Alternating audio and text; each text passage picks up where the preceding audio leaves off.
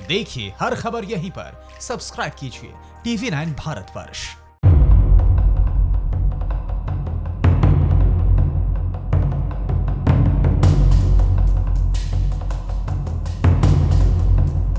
मध्य प्रदेश की सियासत में इन दिनों मुश्किलों का दौर चल रहा है।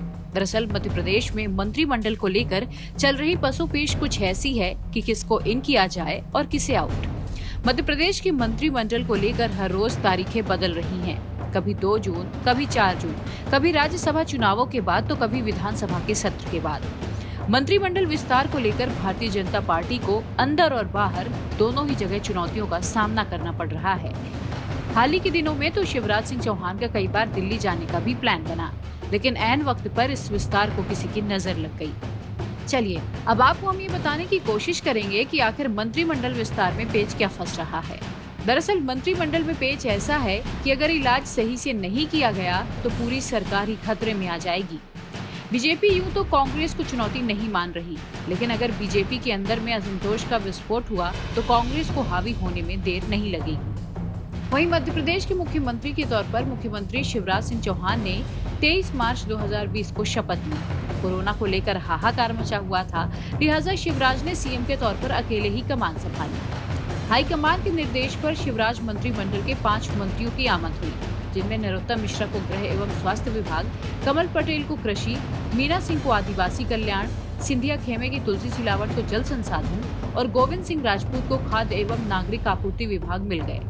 इस मंत्रिमंडल में शिवराज के अपने खास सिपह सालार कहीं नहीं थे। न तो इसमें भूपेंद्र सिंह थे, न राजेंद्र शुक्ला और न ही रामपाल सिंह। ये तीनों ही पिछली सरकारों में शिवराज कैबिनेट के रत्नों में गिने जाते थे। इस बार हाई कमान का मैसेज साफ था कि प्रदेश में जो भी फैसला होगा, फाइनल मुहर इस पर हाई कमान यानी दिल्ली से ही लगेगी। यानी पावर सेंटर दिल्ली होगा, श्यामला हिल्स नहीं। अब सत्ता में वापसी के बाद नए मंत्रिमंडल में जगह बनाने के लिए कई सीनियर विधायक उम्मीद बांधकर बैठे हैं, लेकिन अब नए मंत्रिमंडल को लेकर नए संकट खड़े हैं। सबसे बड़ा संकट है कि कांग्रेस खेमे के 22 विधायकों को ये तोड़ कर तो लाई हैं, लेकिन उनमें से करीब 10 को मंत्री पद देना है। अगर इन लोगों को एडजस्ट किया जाएगा तो जाहिर है कि अपनी ही कैबिनेट में बीजेपी के खुद के मंत्री कम हो जाएंगे। सीएम समेत 6 पद पहले से भरे हुए हैं। माना जा रहा है कि 22 से 23 मंत्रियों की शपथ हो सकती है। ऐसे में बीजेपी के अपने हिस्से में 10-12 मंत्री पद आएंगे। ऐसे में किसे लाया जाए और किसे नहीं, ये सबसे बड़ा मुश्किल सवाल है। इधर सीएम शिवराज सिंह चौहान ने बीते दिनों 3 बार से ज्यादा मंत्रिमंडल विस्तार को लेकर मीडिया से चर्चा की, लेकिन हर बार मंत्रिमंडल विस्तार में पेच फंस जाता है और मामला टल जाता है।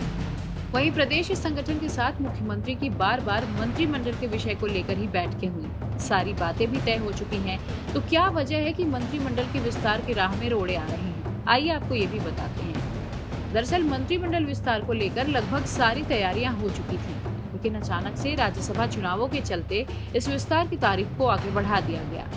दरअसल संगठन इस बात को बखूबी जानता था कि मंत्रिमंडल का विस्तार होते ही अंदर खाने बवाल होगा। कुछ विधायक नाराज होंगे तो कुछ कांग्रेस से संपर्क करेंगे। इस संभावित बवाल के चलते राज्यसभा में सरकार की किरकिरी ना हो, इसके लिए विस्तार को इस वक्त रोक दिया गया। लेकिन 2 वोटों का झटका बीजेपी संगठन के लिए किसी करंट से कम नहीं था, क्योंकि दिग्विजय सिंह को सबसे ज्यादा वोट मिले थे। जाहिर है कि इस झटके से बीजेपी लंबे वक्त तक उबर नहीं पाएगी। और फिर कहते हैं ना कि दूध का जला छाछ भी फूंक फूंक कर पीता है।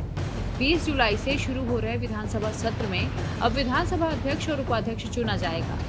माना जा रहा है कि बीजेपी विधानसभा अध्यक्ष और उपाध्यक्ष दोनों पद अपने पास ही रखना चाहती है। जैसे 2018 चुनाव के बाद कांग्रेस सरकार ने एनपी प्रजापति को अध्यक्ष और हिना कामनी को उपाध्यक्ष बना दिया था। इसका बदला बीजेपी जरूर लेना चाहती है, लेकिन राज्यसभा के चुनावों में क्रॉस वोटिंग का दंश झेल चुकी बीजेपी क्या मंत्रिमंडल विस्तार करके इस वक्त अंतर विरोध पैदा करने का रिस्क उठाएगी? ये थोड़ा मुश्किल लगता है। पार्टी समझ रही है कि विधानसभा सत्र से पहले मंत्रिमंडल विस्तार होना सत्र के दौरान बड़ा संकट खड़ा कर सकता है, क्योंकि सत्र के दौरान बनी परिस्थितियां सरकार पर खतरा बढ़ा सकती हैं। मसलन अध्यक्ष और उपाध्यक्ष का चुनाव, बजट की चर्चा और प्रश्नोत्तर काल की चर्चा। खुदा ना खास्ता अगर किसी मामले में वोटिंग की स्थिति बनी और बीजेपी के नाराज विधायकों ने क्रॉस वोट किया तो सरकार की भयानक किरकिरी हो सकती है। इन सब बातों से ये साफ है कि मंत्रिमंडल की राह इतनी आसान नहीं है। ये कहना गलत नहीं होता कि 2020 के मुख्यमंत्री शिवराज सिंह चौहान 2018 से पहले के सीएम शिवराज सिंह चौहान से अलग हैं। इस बार दिल्ली का दखल प्रदेश की राजनीति और सरकार में बढ़ चुका है। नरोत्तम मिश्रा का बढ़ता आभा मंडल भी बहुत कुछ कहता है। ऐसे में 24 सीटों का उपचुनाव, मंत्रिमंडल का विस्तार और विधानसभा का सत्र कुछ भी इस सरकार के लिए आसान नहीं होगा। यूं तो बीजेपी एक अनुशासित पार्टी है जिसका कार्यकर्ता पार्टी के आदेश के बाहर नहीं जाता, लेकिन इसी पार्टी ने बदलते वक्त के साथ कई समझौते किए, जिसे लेकर पार्टी का कार्यकर्ता और वोटर दोनों ही प्रभावित हुए। तो जाहिर है कि पार्टी के लिए इन उपचुनावों की राह आसान नहीं होने वाली और न ही मंत्रिमंडल विस्तार की।